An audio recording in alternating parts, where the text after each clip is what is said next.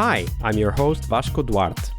Welcome to the Scrum Master Toolbox podcast, where we share tips and tricks from Scrum Masters around the world. Every day, we bring you inspiring answers to important questions that all Scrum Masters face day after day. On Fridays, we talk about the product owner role in Scrum. We talk about patterns and anti-patterns that relate to ours and the team's collaboration with the product owner. And we've also put together a course to help you navigate that relationship. There's 18 modules, nearly 8 hours of tools, techniques, videos, handouts, presentations you can use to help you and your team work better with your product owner. The course is available at bit.ly/coachyourPO. All lowercase, all one word. That's bit.ly/coachyourPO. And now, on to the show, the Product Owner Show. Hello, everybody. Welcome to our Friday TGIF and Product Owner episode this week with Rasmus Lund-Jensen. Hey, Rasmus, welcome back. Hi, Vasco. Thanks for taking me back once again. Yeah, absolutely. And I'm very curious to hear about your stories about the product owner. I mean, we all know that product owners are a key partner for the Scrum Master, or the other way around, however you want to put it. So therefore, it is critical for us to learn about what are some of the great examples of product owners, as well as some of the anti-patterns. We'll start with the anti-patterns so that we end up on a high. After all, it is Friday. So let's start there. So share with us, Rasmus, what might have been potentially the worst product owner anti-pattern you've witnessed in your career. I think the pattern I have seen across multiple product owners was what I will call the promotion PO. And this is a pattern or an anti-pattern where in order to get more prestige or a higher salary, a developer is being promoted to product owner.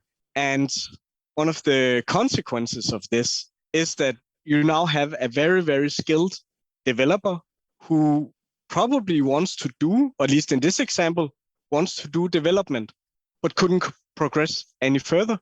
So they had to take on this PO role to get more prestige or a title change or something like that. But now they're spending more time and energy in meetings that they don't really want to be in, and less on the development side where they actually want to be. And in this example, it meant that there was a product owner who had all the best intentions, but he didn't have the interest that what I would say is needed in a product owner to have to be a successful product owner. So he was in the role for the wrong reasons. And how did that show up? Like you said that he did not have the interest or skills needed to be a great PO. But what did that mean in practice? Like, of course, not wanting to be in meetings is a serious problem for POs, because most of the work that POs do is conversations, right? And conversations, they don't always have to happen in meetings, but of course, many of them do happen in meetings. I can see that as an example, right? Like somebody who doesn't want to be in a meeting, they just want to get it done with and stop the conversation immediately, get something written down and move on because they don't want to be there. But so I can imagine this example, but what other examples did you see in this particular case? In this particular case, it's a very skilled product owner on the technical domain. So it's very tempting for him to go into the technical conversations.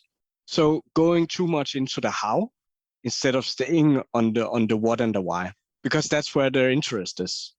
And he would also, if there was a challenge in the team, he would go in hands-on and be contributing that way. That's not necessarily a bad thing, but it was taking away focus from these conversations that were then not had, which was hurting the team in the long run. Because other teams, this was a team where other teams were relying on them, and they didn't know what was going on. They had very, very low transparency, very little insight, and some point in time, every 3 months or something like that, they would pop up and they would say, this is where we're at. And sometimes I think of that as the most expensive saving on marketing, because it was to get more done, and he would invest more time in getting things done than actually communicating where are we going, what's our priorities, trying to slice things so that they could get out there and the solutions could provide value, solve actual problems earlier on. Those are all kind of conversations that the product owner needs to have. But because he was more interested in the development side of things, and that's where he would spend his energy, the team suffered in the long run. I like how you put it, the most expensive saving on marketing, because in fact, one of the things that comes up very often, and we'll talk about that next, is that great POs tend to be great communicators, right? Like they have a good balance of talking to the team versus talking to stakeholders, and they are able to convey what's going on, as well as talking about the future plans with the stakeholders to collect feedback, early feedback. That was a great story, and then definitely a great warning for all of those out there who are considering to go from a technical position to a product owner position, because they do require different skills. Even if you're going into a technical PO position, like, for example, the owner of an SDK or a platform would probably benefit from some technical knowledge, but obviously it does take a different perspective from being a developer. All right. So thank you for that, Rasmus. Now we turn our attention to the opposite, the mirror image of what you just described, what might have been potentially the greatest product owner you've ever worked with. It's quite interesting because this is actually a similar story. This is also a product owner that was a very skilled developer, but wanted to have a higher impact. But this product owner was able to communicate, was able to both communicate to the CTO, go up and talk about what are they doing in other companies, how are we addressing those needs, what do we see in the future, even challenge the CTO on some of the topics, but could also go down the elevator to the development team and talk with them. How is this actually going to work? What could some of the starting points be without going into the how? But getting the respect from the team, this guy actually knows what he's talking about, but he's leaving it up to us and he's trusting us to get it done and finding the ways forward. And if we want to, we can ask him, but that's up to us, and we don't have to follow. We can use him as sparring partner if we want to. So it's this mix, especially in a technical product owner role, as you mentioned before, which this also was. And this mix that you were talking about is both the technical understanding, but also the stepping back, right? Like leaving it to the team to make the decisions. Yeah. So being able to take on different approaches, so situational leadership, if you want to call it that, where we say what is the kind of support or leadership style that is best applied here, knowing when to use what. Yeah. In this example was very, very well done.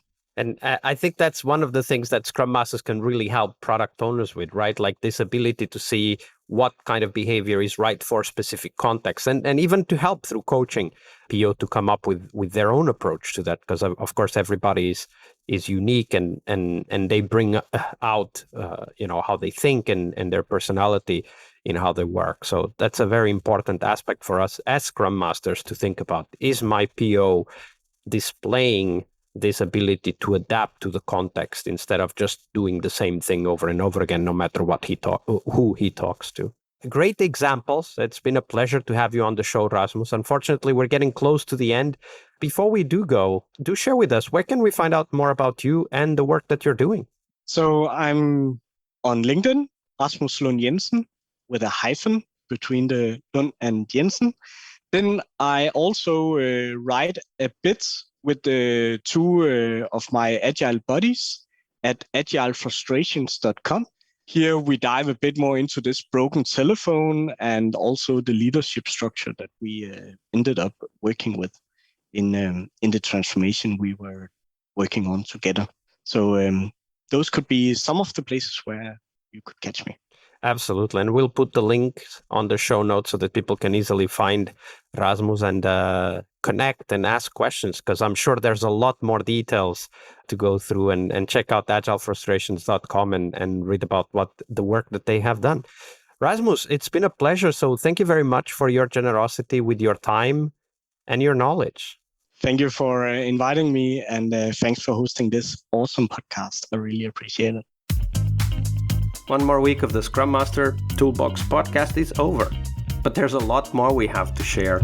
We have developed our own membership site where you find a community of active and engaged Scrum Masters. In this site, you get access to exclusive content and get to interact with us, your podcast hosts, as well as the best Scrum Masters in the world. Join us at scrummastertoolbox.com/podcast and keep this podcast free of advertising. See you next week for one more week full of Scrum Master tips and tricks. We really hope you liked our show. And if you did, why not rate this podcast on Stitcher or iTunes? Share this podcast and let other Scrum Masters know about this valuable resource for their work.